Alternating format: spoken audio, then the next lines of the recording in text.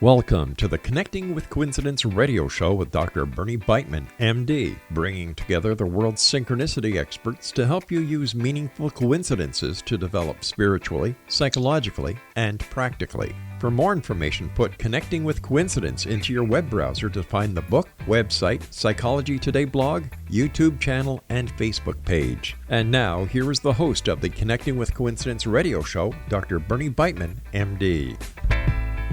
Welcome to Connecting with Coincidence. Yes, I am your host, Dr. Bernie Beitman, MD. I'm a psychiatrist in private practice and on the faculty at the University of Virginia.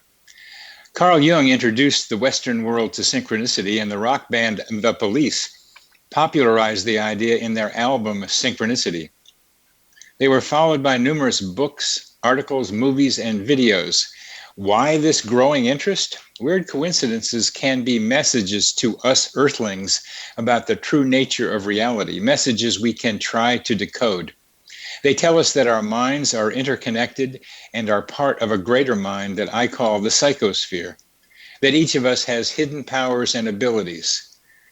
Look to coincidences for their helpful advice, their evidence for deep connections with those you love. To learn more, put Connecting with Coincidence into your web browser to read my Psychology Today blog and my book. To see how sensitive you are to coincidences, go to my website to take the Weird Coincidence Survey. Connect with Coincidence. Synchronicity is spoken here. Our guest today is Peter Woodbury. Peter's parents were Catholics, psychiatrists, and interested in metaphysics. The predominant metaphysical influence came from Peter's great-grandmother, who now would be called a medium. She was the inspiration for Peter's lifelong interest in the unseen dimensions. Peter attended Harvard University and majored in psychology. He then attended Boston University School of Social Work, where he earned a master's degree and became a psychotherapist. Peter learned about Edgar Cayce while in college, became more involved after graduate school, and after 15 years moved to Virginia Beach to become part of the Edgar Cayce organization, the Association for Research and Enlightenment. He's been there for 15 years. He teaches both life coaching and past life hypnosis regression at the center. Next year, he will be teaching in China and Australia. Peter is one of the world's most prolific past life regressionists, having conducted close to 5,000 regressions, about 350 a year. He leads individuals beyond the veil to experience the soul realms where an individual can experience a past life regression, but also much, much more. Peter, welcome to the show. Thank you. Thanks for having me. Glad to have you, Peter. I've visited ARE a couple of times and in Virginia Beach, and one of the striking things to me is to walk into that environment and begin to see lots of coincidences. It seems to be a synchronicity-rich environment. And unlike a lot of other places that study dreams, synchronicity was thought of somewhat the same way as dreams. People would analyze their coincidences similarly to the way they would analyze their dreams, which I think is the right way to do it, because there's an old song, row, row, row your boat gently down the stream, merrily, merrily, merrily, merrily, life is but a dream. Life is but a dream sometimes, and I think you know that very well. Yes, I would agree. I think that the symbols that appear to us in everyday life are oftentimes be interpreted the way you would a dream symbol. How did you get involved with synchronicity? Like you mentioned in the introduction, I got fascinated with the work of Edgar Cayce when I was in college, and the concept of synchronicity was new to me, but it made a lot of sense. And so from there, I just started. It almost gives you a framework for explaining what's already happening. And so what do you mean gives you a framework for what's already happening? Well, I think that before there was the word synchronicity, synchronicities were happening, but you didn't quite know, there wasn't any like connecting idea to put them in. We would just say, oh, that feels like more than a coincidence. Mm-hmm. It just seems like I attracted that, or there seems to be a lesson in what just seemed to have happened by chance. But when I learned about Carl Jung's explanation of synchronicity, it just helped me have a framework to begin understanding and looking more in depth at that concept and that experience. Good. It's interesting for me to hear you describe that, because it took me a long time to find anything written and people talking about synchronicity at ARE in Virginia Beach. I looked around as best I could early several years ago to see where synchronicity fit in with Edgar Cayce's thinking, and I know it does, but somehow it didn't pop out at me. But somehow for you, when you were in college in Boston, that you put together a synchronicity and Edgar Cayce's thinking. So how are they related? Well, of course, Cayce passed away before Carl Jung wrote about, coined that term. So Edgar Cayce never used that word. But if you study Cayce's work, like you were saying, I think the word you have is the psychosphere. He talks about that. He doesn't use that word, but he talks about the underlying connection of all things and how that plays out in multiple ways. And it's almost like the universal forces or the God forces, whatever you want to call them, are going to work with you with whatever you're paying attention to. So if you're paying attention to your dreams, you're going to predominantly get your insights that way. But most of us don't pay attention to our dreams, and so I think that's why synchronicity has become even more relevant. Right now, everybody is focusing on the 1111. That they seem to notice the clock all the time, and it's 11:11 or 1:11, and they're synchronistically attaching a lot of meaning to that. That's true. I find it intriguing that you say everyone's doing that, because I'm hearing that more often from people about the clock and the numbers on the clock, and I tend to stay away from trying to interpret those things. How do you deal? How do you deal with when people bring that up to you? Well, I think that it's just a budding awareness. I don't think that the 111 has any universal meaning. Maybe it might have some, but I think what it's doing is it's just connecting us, and making us pay attention to something. Good. Because when I think about the basic usefulnesses of coincidences, one of the first ones is they capture your attention, so you'll pay attention to them. And for people talking to me about what does it mean about the 4 ones, the 1111s, or any other number, I can say they're trying to be able to tell you that there's something to be paying attention to. But at the second level of this, a friend of mine has been noticing that numbers on the clock, not just the ones, but other ones that have been important to him. And he's into coincidences, he's into synchronicity. And what he does is take them to mean encouragement, that he's on the right path, that he's doing the right thing. Yeah, I would say that. I think it's just, it's showing us our inner connection. We also have an inner clock, so that if unconsciously, we know what time it is unconsciously, and so if we're, what we're looking for, we're going to find. So there's the concept I always emphasize, whether it's synchronicity or anything else, is discernment. Like I coined a term, I call it synchronacity. That's when you can't just because you're synchronistically running into somebody, it doesn't mean you're supposed to date them or marry them. There's something that, people kind of give up their will. They say, there's so many unusual coincidences, it must be destiny. And I go, well, it might be destiny that you learn from the experience, you interpret it. Doesn't just because the synchronicities are happening. You see, I noticed when I was younger that if I thought of somebody, I would run into them. It would somehow, my thoughts would combine and attract people. And I think sometimes you can think of somebody and they'll call you. So I don't think that I think that we have a tremendous power of our mind. And that's not necessarily meaning that the universal forces are making that call happen. I think we have a lot of power to make things happen. Oh, so important, so important. There's this, we have to make decisions. And in regard to that, meeting that special someone under us with a synchronicity event, I have a song called All Those Coincidences. I have a little CD album that has that on there about seeing all those coincidences involving this woman and this guy. Mm-hmm. And the whole song is about how much she thinks this means about how their relationship is going to go, and it doesn't go anyplace. Yes. and that point is so important to make that it is probably the most popular post I've had on Psychology Today. That it's just because we have these coincidences doesn't mean it's forever, and it isn't. So you're making that very clear, and you're making something else very, very clear that is so very important, that we have autonomy. We have the necessity to make our own decisions. Mm-hmm. We can be guided by coincidences. We can be guided into the flow of what's good for us. Mm-hmm. But there are times that we have to say no. Mm-hmm.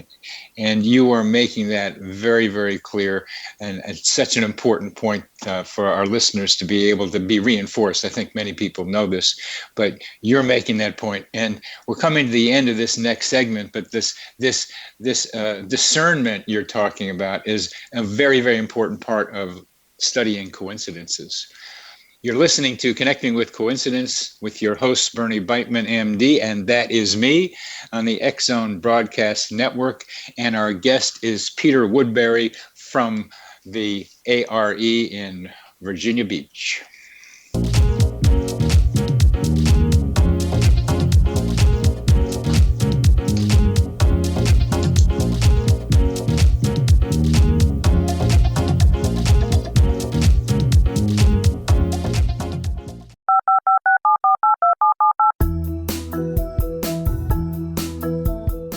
Did you know that when you're on the road with limited data or Wi-Fi, you can still listen to the X-Zone Radio Show with Rob McConnell, The Science of Magic with Gwilda Wiyaka, X-1, Dimension X, Space Patrol, and every minute of the X-Zone Broadcast Network by calling 213-401-0080, courtesy of Audio Now. No smartphone, app, or internet needed. It saves your data plan, and it's free if you have unlimited minutes. Call 213-401-0080 to listen on any phone, anytime, anywhere. Remember 213-401-0080 for the best of the paranormal, parapsychology, and sci-fi radio programming anywhere, 24/7, 365.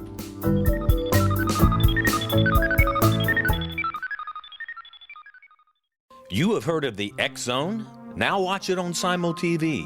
Plus 500 video games, live TV channels, free video on demand, worldwide, and more.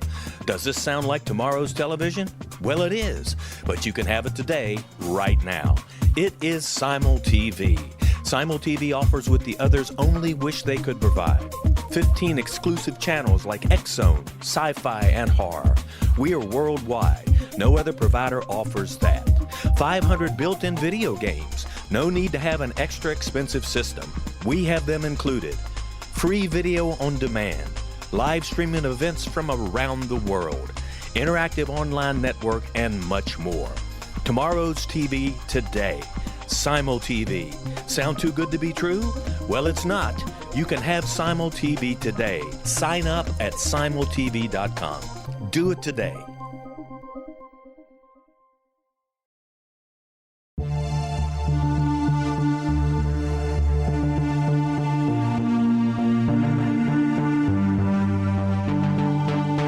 We live in rapidly shifting times of extreme volatility and uncertainty. Such profound change brings a unique opportunity for the evolution of consciousness. I'm Gwilda Wiyaka, host of Mission Evolution Radio Show, a program that explores the latest scientific developments and deepening spiritual truths supporting human evolution. Join me on xzbn.net, where I interview leading experts in science, physics, medicine, spirituality, and more. By applying divergent viewpoints to leading-edge topics, we uncover expansive and evolutionary truth to assist you on your path to enlightenment. More information and past episodes are available at missionevolution.org.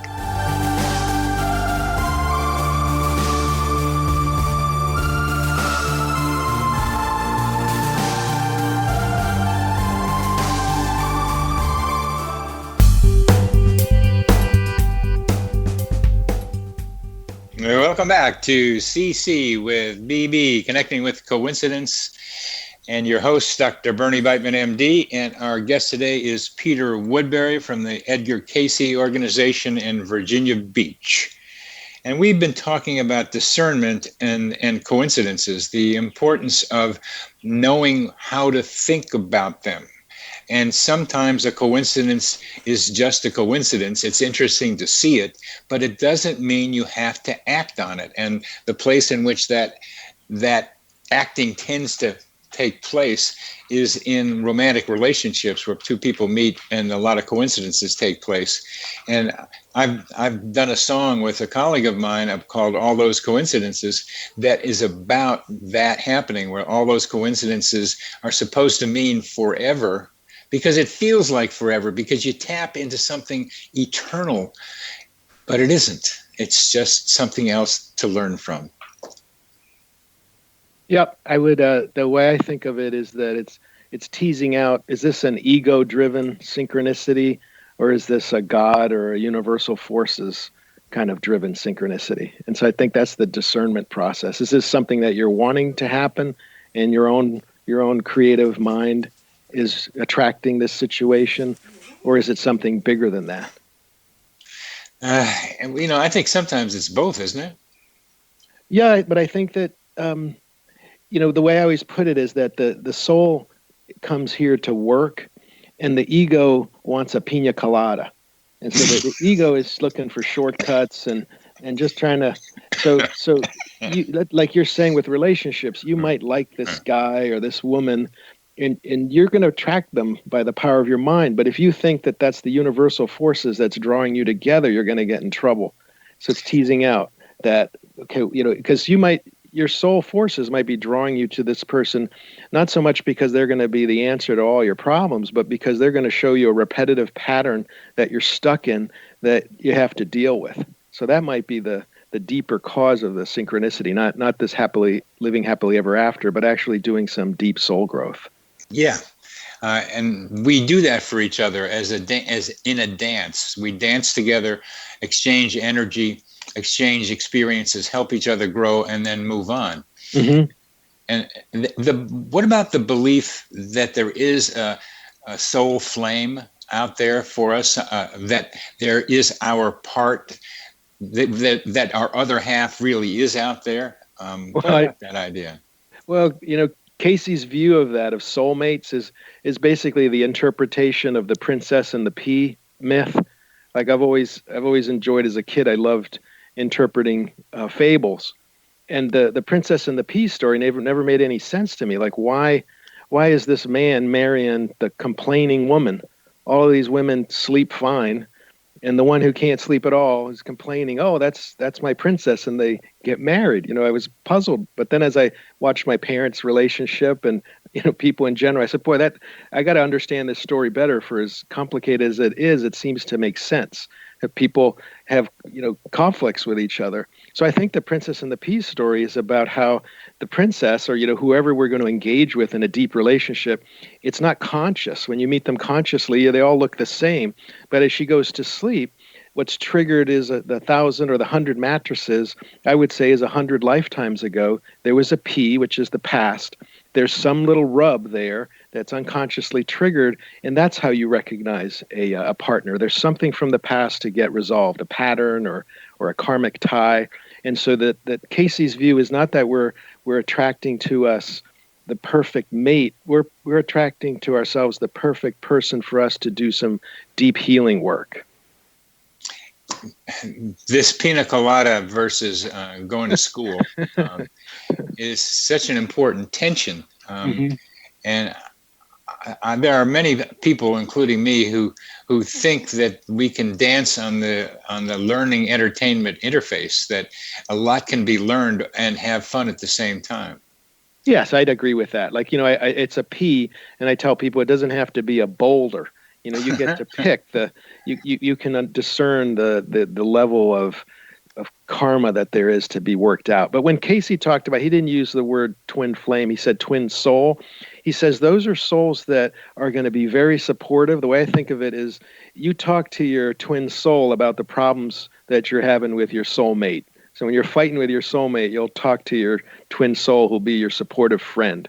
So Cayce says oftentimes they're in family relationships. So it's almost like there's an incest taboo that blocks you from having a deeper relationship with your twin soul, because you'd be very attracted to them otherwise, and there's not the soul growth that's there with that individual. That distinction between friend and romantic, yeah, it's really important to be able to make that distinction between friend and romantic person. There's something special about the Virginia Beach location. There's something that you feel, that people feel, that Edgar Cayce felt in going there. So we don't pay that much attention to geography and the way the land and certainly the vegetation and other aspects of the geology and geography influence us. But it's very important. Our geography influences how we think and how we behave. What is it about that Virginia Beach location that's so special? Well, Edgar Cayce built the hospital there. It was the advice from his trance readings, and there was basically 3 reasons that it was good to build a hospital there. One of them, as you were mentioning, is because as a psychic person, I think it was because it was being near the ocean, the salt in the air. Like I know that my great-grandmother that you alluded, I think the islands, England and the Caribbean, they have many psychics. So I think the ocean, salt air somehow enhances a psychic's ability. And so that's why Edgar Cayce said that would be one reason it would be good to be there. The other was that he was originally here building a hospital, and the reading said that the sand was high in gold and radium, and if people would do a sand pack, kind of take a swim and then cover themselves in the sand, that the sand had very profound healing attributes. And then the third reason that you're also alluding to is he didn't use the word vortex, but he alluded to a kind of an energy that is in this area that, in a way, I think it amplifies. It's an enhancer of what you're working on. And so if you're working with what he calls ideals, if you're working with spiritual development, it'll enhance that. But it also, I think it kind of amplifies whatever you're going towards. And so if you're working on a material level, it'll more quickly take you towards the results of that. And so I find that it's a very powerful energy for good and for sometimes for challenging, for challenges. Well, I had both.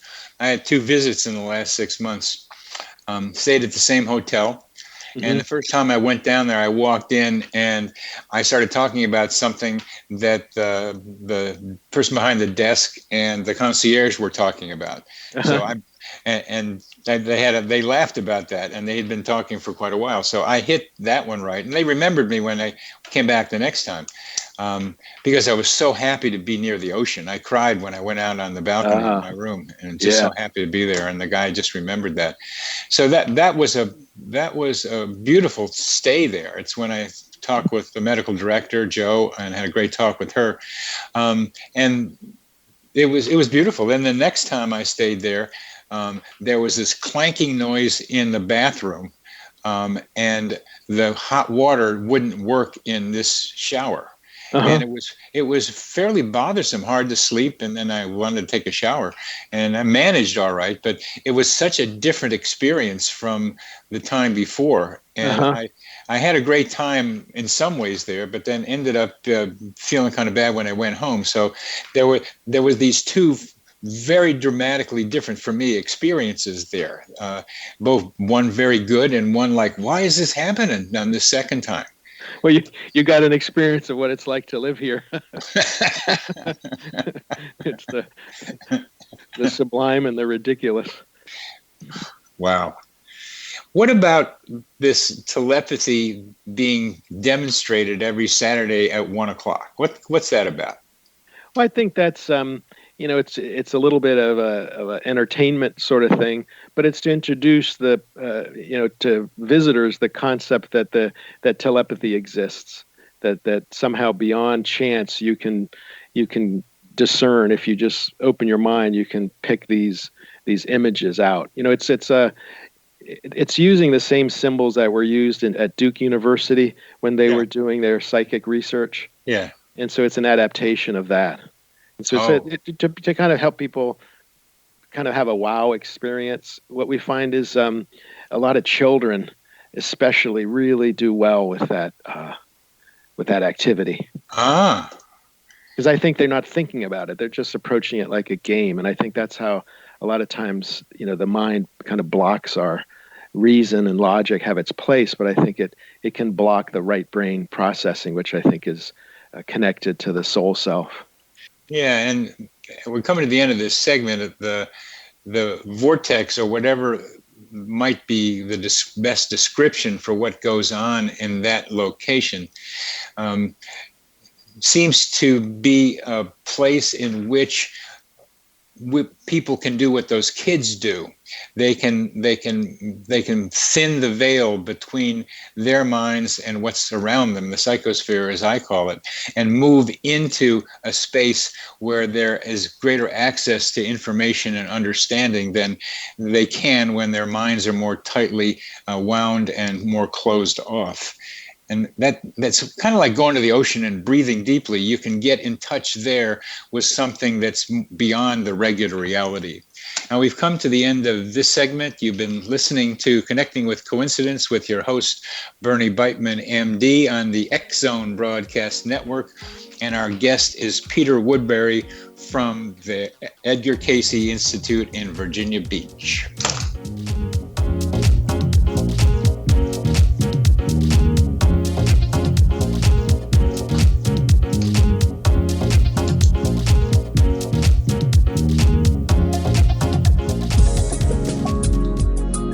Broadcast studios in Hamilton, Ontario, Canada, to the world and beyond. You're watching the X Zone Broadcast Network, www.xzbn.net.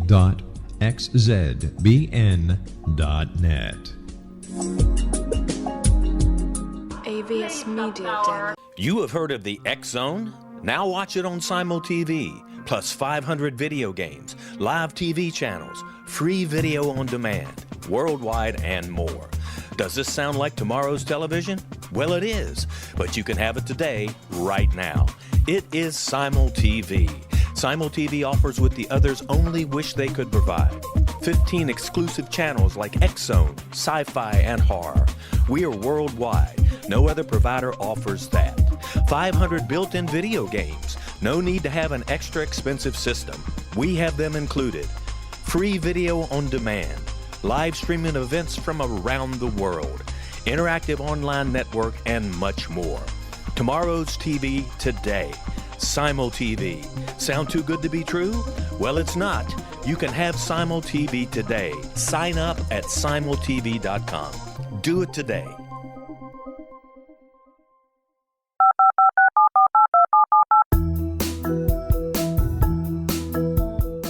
Did you know that when you're on the road with limited data or Wi-Fi, you can still listen to the X Zone Radio Show with Rob McConnell, The Science of Magic with Gwilda Wiyaka, X-1, Dimension X, Space Patrol, and every minute of the X Zone Broadcast Network by calling 213-401-0080, courtesy of Audio Now. No smartphone, app, or internet needed. It saves your data plan and it's free if you have unlimited minutes. Call 213-401-0080 to listen on any phone, anytime, anywhere. Remember 213-401-0080 for the best of the paranormal, parapsychology, and sci-fi radio programming anywhere, 24/7, 365.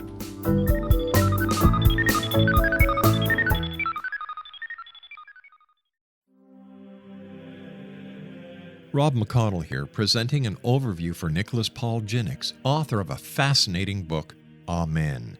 It presents facts revealed by Egyptologists, facts that enable us to understand why Amen is the beginning of creation of God.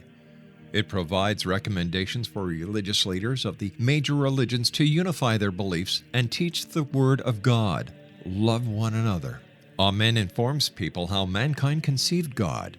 It was the Egyptians that developed the concepts of a soul, a hereafter, and Son of God. And finally, after the worship of many gods, they conceived the belief in one universal God, the maker of all there is. For more information, visit www.futureofgodamen.com. That's www.futureofgodamen.com.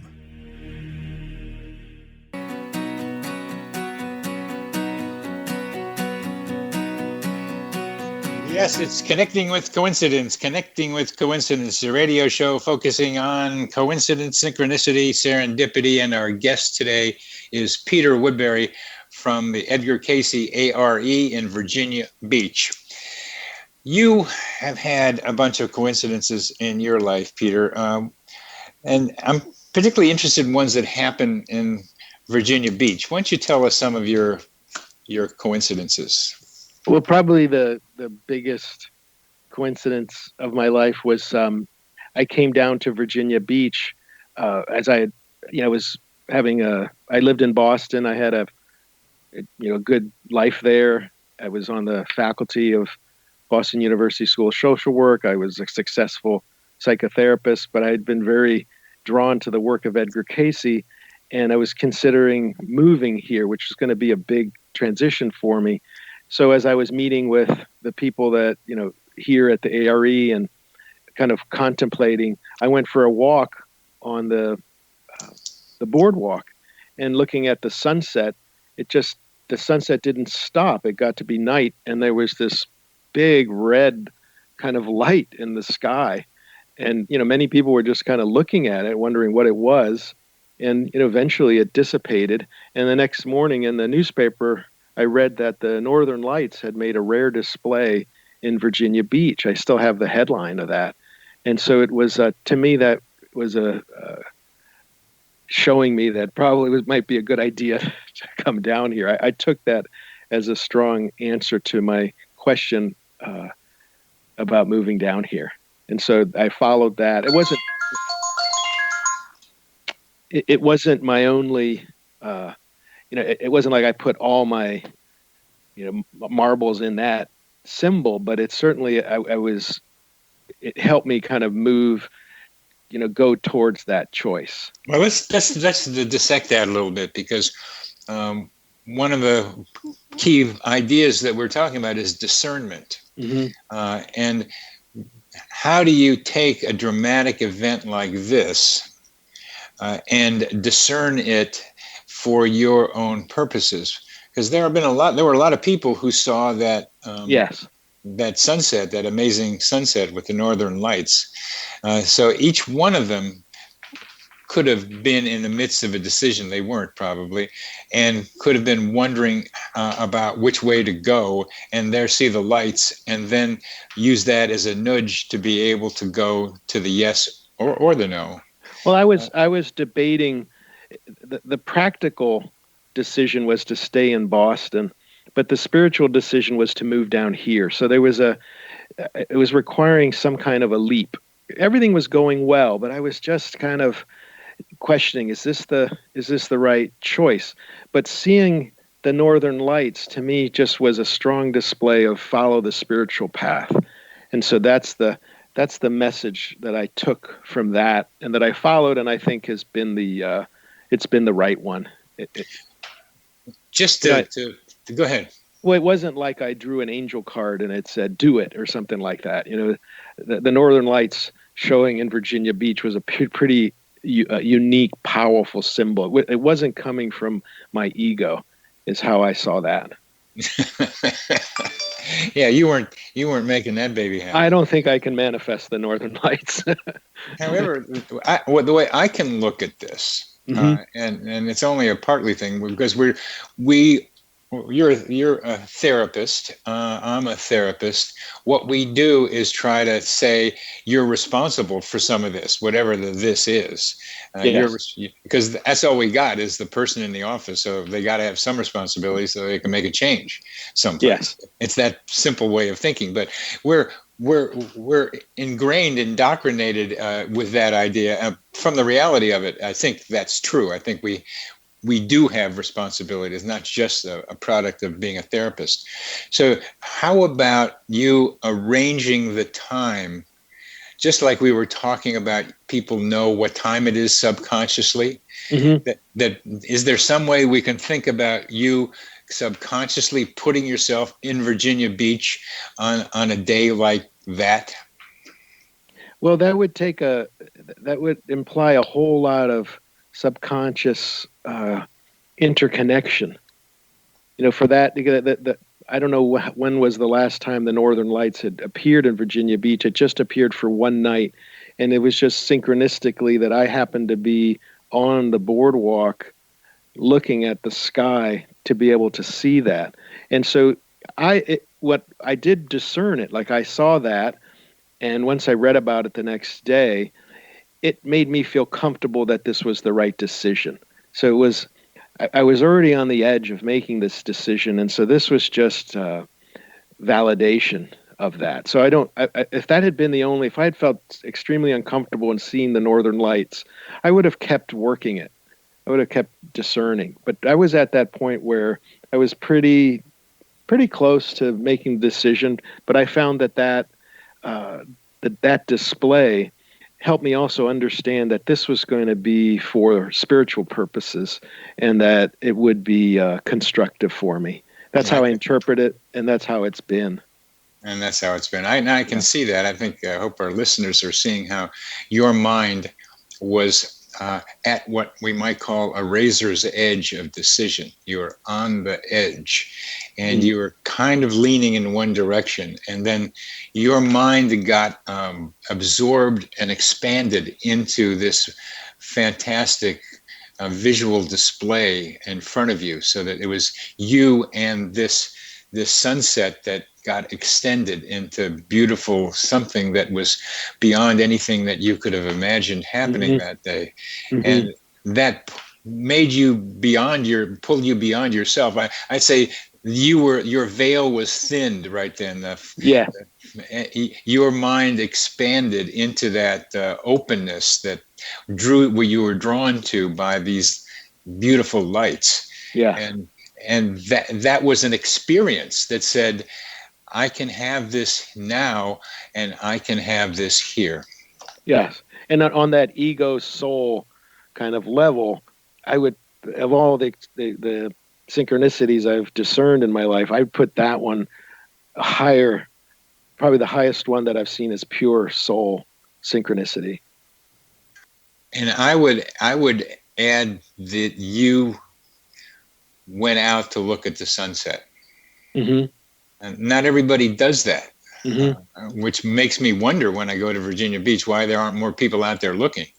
It's so pretty, but I like the empty beach too. I mean, that's nice too. Well, I remember that even with the Northern Lights, a lot of people weren't looking at it. Like, it wasn't, I mean, some people were, but there was a lot of just people ignoring it, just kind of going about talking and walking. There wasn't, it wasn't like a predominant wow experience. Like, I think if the newspapers had said, tomorrow the Northern Lights are going to show in Virginia Beach, the beach would have been packed. But since it showed up in this kind of spontaneous way, it was seen by few, I would say. Isn't that a great metaphor for what we're talking about?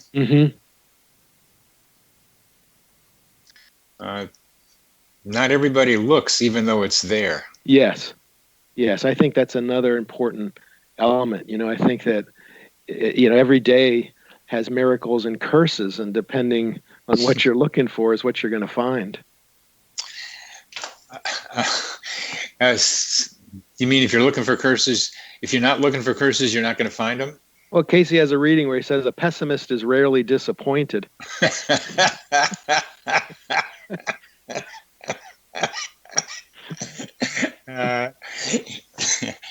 That's so important, really. And it says so many different ways, but it's what ideas you energize is what you get. Yes, yeah.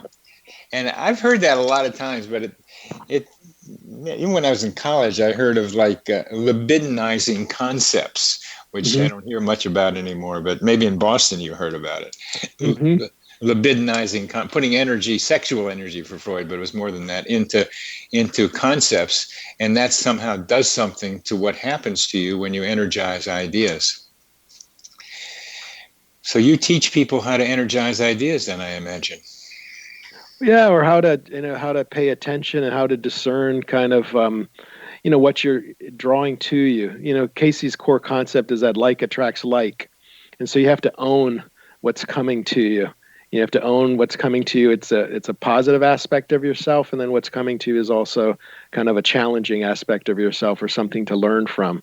And so I try to move people into the soul consciousness where they just start working, do the work of what we're here to do and do less of the kind of running away that all of us do to a certain extent. But at some point, I think we have to face the patterns in our life and try to work through them. I call where we are Earth University. Yeah, that's a good one. EU. EU. And I'm chairman of the only school within the department, within the Earth University that I know about. There are other ones out there, I just don't know about them, called coincidence studies. So that's the way I play with it. But the concept that we are here to learn and to teach, to help others as well, that's part of our learning, is to help others learn themselves. That's an overarching basic concept in almost everybody I talk with, is that we are here to learn and to help.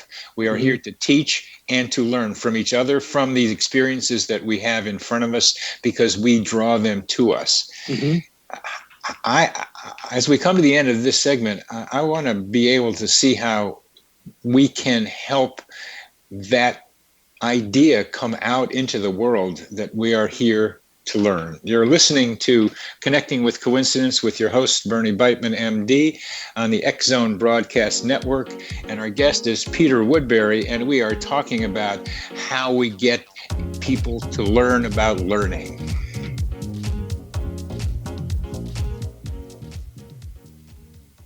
You have heard of the X Zone? Now watch it on Simul TV, plus 500 video games, live TV channels, free video on demand, worldwide, and more. Does this sound like tomorrow's television? Well, it is, but you can have it today, right now. It is Simul TV. Simul TV offers what the others only wish they could provide. 15 exclusive channels like X Zone, sci-fi, and horror. We are worldwide. No other provider offers that. 500 built-in video games. No need to have an extra expensive system. We have them included. Free video on demand. Live streaming events from around the world. Interactive online network, and much more. Tomorrow's TV today. Simul TV. Sound too good to be true? Well, it's not. You can have Simul TV today. Sign up at simultv.com. Do it today. The new nonfiction book, Razor of Madness, is similar to cult movies like Clockwork Orange, Dragon's Tattoo, or The Other Side of Hell. Wayne Morin Jr. and Thomas Lee Howe will expose widespread and systematic deficiencies in this thought-provoking tell-all novel. Mind control rages among scholars in law schools. Human rights are ignored while thought reform and mental manipulation are accepted practices used as behavior modification. Dr. Louis Jolyon West comes to mind. Media and public scrutiny shows that United States mental hospitals are in fact destructive murder industries. Razor of Madness expose novel details this epidemic through an in-depth professional and personal investigation. For decades, there has been a revolving door policy that still releases killers and pedophiles back into society. The maestro of mind control continues to haunt America to this very day. Razor of Madness is available in paperback or as a downloadable ebook at Amazon.com.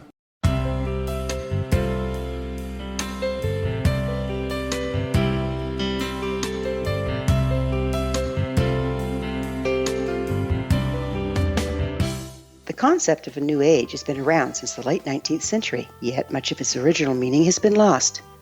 What exactly is the new age? Is it a religion, a collection of obscure esoteric practices, a series of doomsday predictions, or an astrological event?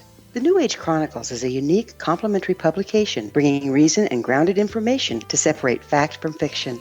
Chock full of valuable information to support you as we make the monumental shift into the new era. You won't want to miss a single innovative issue. The New Age Chronicles newspaper is coming soon to www.newagechronicles.com.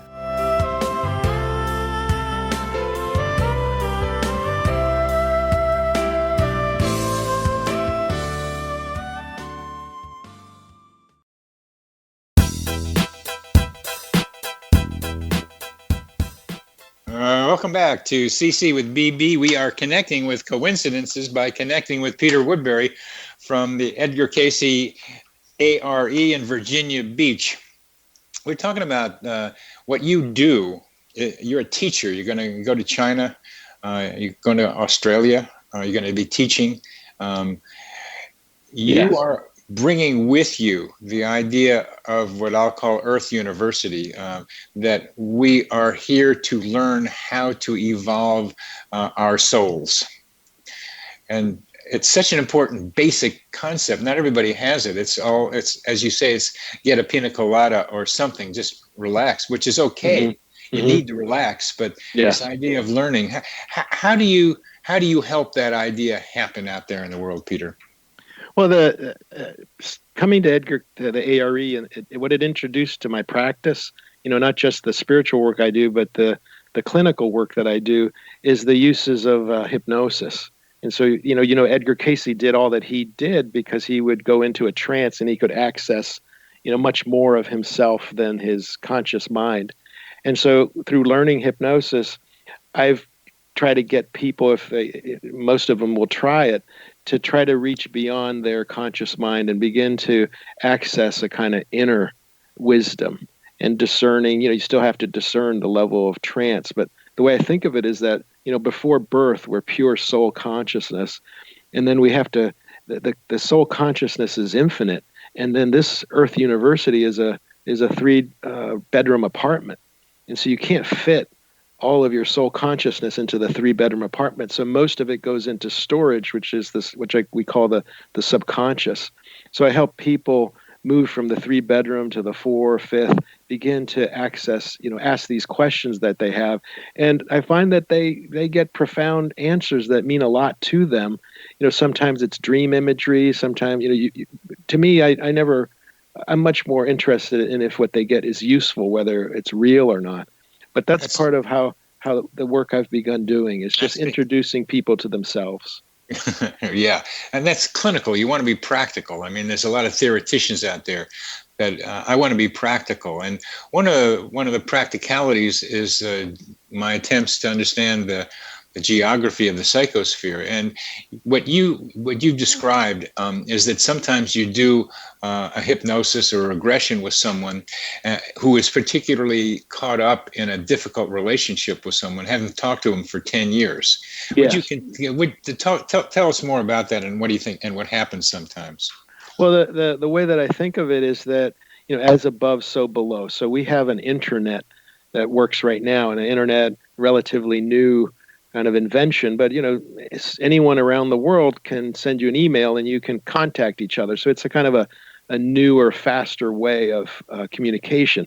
But I think that on the spiritual level, we also have a kind of connection, like a psychic net, whatever you want to call it. And Edgar Cayce put it that all subconscious minds are connected.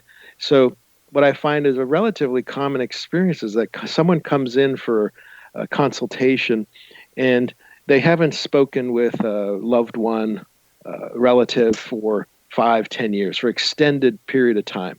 And they've reached out, no answer. They haven't seen their grandchildren or that sort of thing. And so they want to do some past life work, past life regression. They want to try to get some relief or understand this, why this is happening. So we'll have a session, do some subconscious work, and very commonly, a few days later, the person will contact me and say, are you a witch? What happened? This person called me, the person that I wanted to work with you on, haven't heard from in 10 years, and they just gave me a call, and we're trying to arrange, work things out. So to me, that's because what happened is that during the session, they did subconscious work, which the other person connected to. So it's like they sent a deep subconscious email to that person, which they subconsciously received. They opened it. It triggered a feeling, and then they chose to act on it in consciousness. I strongly support the analogy between the, let's call it telepathic subconscious, and the internet. What is I believe that this internet is providing increasingly strong scaffolding for the psychosphere. so that the kind of emailing between minds that you're talking about is being increasingly facilitated by all the clicks that go around the billions of people in the world. Yeah, and I think that synchronicity is oftentimes one of those expressions of that psychic connection that we have with each other and that we have with the universe. Specifically, one of the most common coincidences is to think of a question and without Googling it, just going on the internet and messing around, you come up with the answer for it. That's happening. Oh yeah. That's a connection between our minds and the internet, which is getting so strong. Yes. With people looking at their phones all the time, yes, and doing a lot of clicking, so that our minds are becoming nodes in the vast internet connectivity. Oh, so you think that the internet is actually facilitating that psychic development? Yes, I do. Oh, that's interesting. Yes, I do. It's scaffolding is the term I use, and you can show like certain kinds of brain images and certain kind of social networks, and then also looking at star and constellation and patterns in the up in the sky, that the patterns of connectivity look similar. The meshes of multiple connections look similar. Oh, that's interesting. Yeah, because I've always said that, that the new generation is always, that the older generation always puts down the new generation. They always say they're going to hell in a handbasket. And I always say, so we're seeing a lot of this new generation with the technology and the phones and the gaming. But I've always figured, well, they're going to be different. It's like the older generation doesn't quite understand it, but there's something evolving. And so it's interesting, like you're saying, that can be a very constructive evolution of the brain and the connection it has to the soul realms or the subconscious realms. Yeah, you got it. And I tend to I tend to hang around sometimes with younger people who are much more conversant in talking about energy and telepathy. We must be about the same age, because I always find it an honor when a young person will talk to me. I've gotten so that I can talk with them without having to feel that, because I know what you mean by it. Yeah. And it's their openness to some of the ideas that I experienced at ARE is there. And we have a couple of minutes left, but what's it like to live in a place or be in a place at ARE that is like so predisposed towards telepathic communications? Well, what I found when I first came here is that, you come to a spiritual organization and you think it's going to be, singing Kumbaya in a circle at lunch every day. And that was the illusion I had. And what you really come to, the best way to do soul development, soul growth, is to face your karmic patterns. And so you get here and everything you don't want to look at is shown to you, whether it's the souls that you have problems with are here, or the patterns that you have to deal with are here. So until you learn that, I call it becoming a karmic toreador.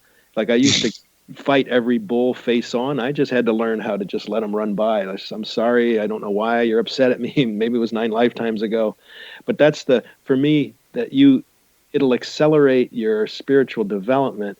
But, the spiritual growth doesn't happen easily. Like, patience and kindness in the face of unkindness, that's the humility. These are not easily earned attributes.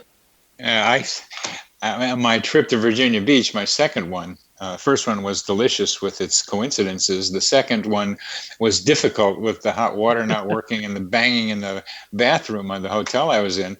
And it was like going from like nirvana to like bang, bang, bang, bang. What are they doing to me here?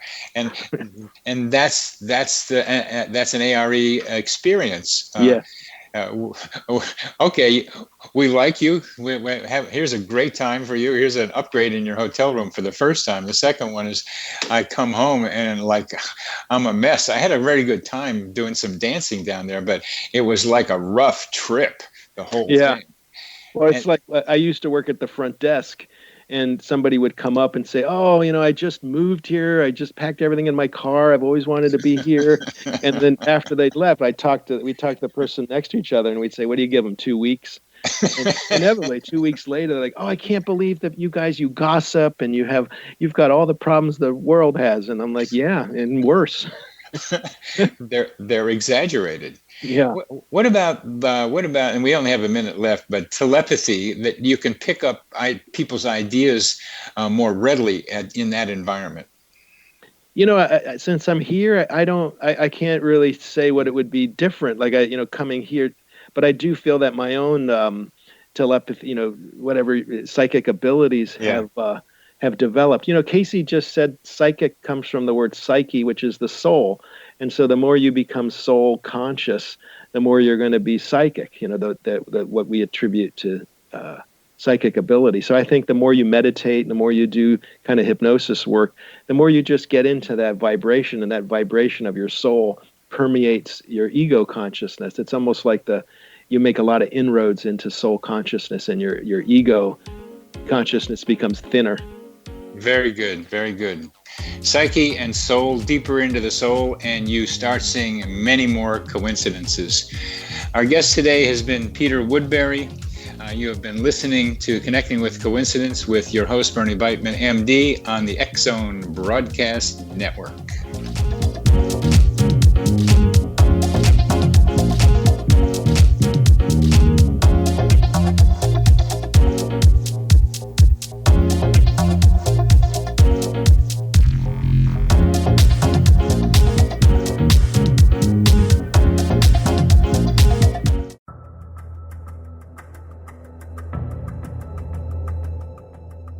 Modern Esoteric, Beyond Our Senses by Brad Olson, consummates the lifeology story about where humanity originates. It is the lost continents, the primitive wisdom, the mythos of creation, and the rethinking of ancient history as we are taught in academia. There is much more to the story than what we have been told. As this is the first book in the Esoteric series, Modern Esoteric starts at the beginning of time and accelerates up to this modern age. Future Esoteric is book 2 in the series and takes a forward-looking position ahead of today with an open and honest examination of the ET issue and various unexplained phenomena. To discover the writings of author Brad Olson, visit www.bradolson.com. That's www.bradolson.com.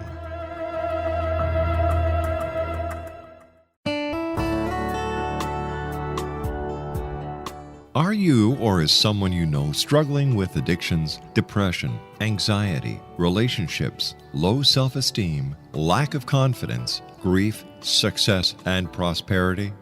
Do you know that your subconscious belief plays a big role in the outcome of your hard work?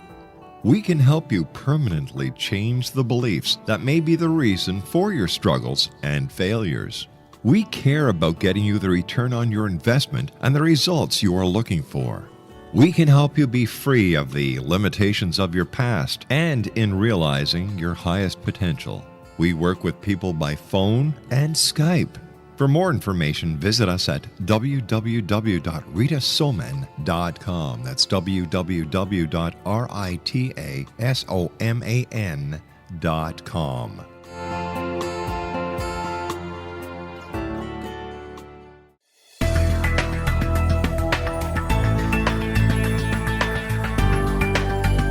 Do you think you have energy problems in your home? Do you feel better when you're away than when you're home?